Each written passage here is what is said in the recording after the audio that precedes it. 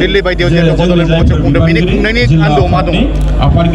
गोदान दिल्लीयाव बड'लेण्ड महत्सव साननैनि हाबाफारिजों दिनै आरो गाबोन जों खुंनो थांगासिनो आरो बेनि जि गुबै उद्देश्य जोंनि हारिमु जोंनि राव आरो थुनलाइ जोंनि सोलोंथाइ विश्वनि मानसिया भारतनि सुबुङा मिथिनांगौ आरो मोजाङै मिथिनांगौ बे मोनसे जारिमिनारि हाबाफारि गिबि खेबनि थाखाय जों खुंदों आरो बे गिबि खेबनि बड'लेण्ड महत्सवआव भारतनि गाहाय मन्त्रि मानगोनां नरेन्द्र मदि बिथाङा दिनै 6:30 बाहागो लागोन। बिथांनि गोथार आखाइजों बड'लेण्ड महत्सवनि जागायजेननाया आरम्भ जागोन आरो गाबोन जोंहा बर' थुनलाइ आफादनि 73थि गायसननाय सान बेयाव कालचारेल रेलि जागोन, सोलोंथाइनि सायाव सावरायनाय जागोन, बिनि उनाव टुरिज्म कालचारनि सायाव सावरायनाय जागोन, मोनाबिलियाव हारिमु बिलिफां, धर्मेन्द्र प्रधान सोलोंथाइ मन्त्रि, डनार मन्त्रि ज्योतिरादित्य सिन्धिया आरो ट्राइबेल मन्त्रि जुवेल ओराम बिथांमोना बाहागो लागोन।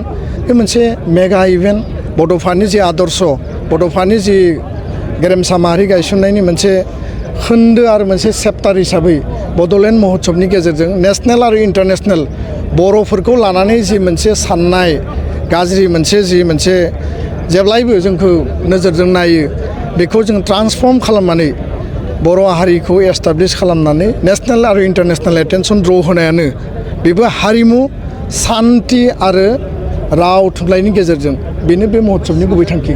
जिहेतु ट्रेनजों फैनायफोरा रायजोफोरा गोबां खस्थ' बिथांमोननि थाखाय नैबे समाव जोंनि जायफोरा ट्रेनजों फैदों स्पेशल ट्रेनखौ जोङो बेखायनो लानाय जादोंमोन जे जेंना गैयाजासे जाहाथे सफैनो हायो।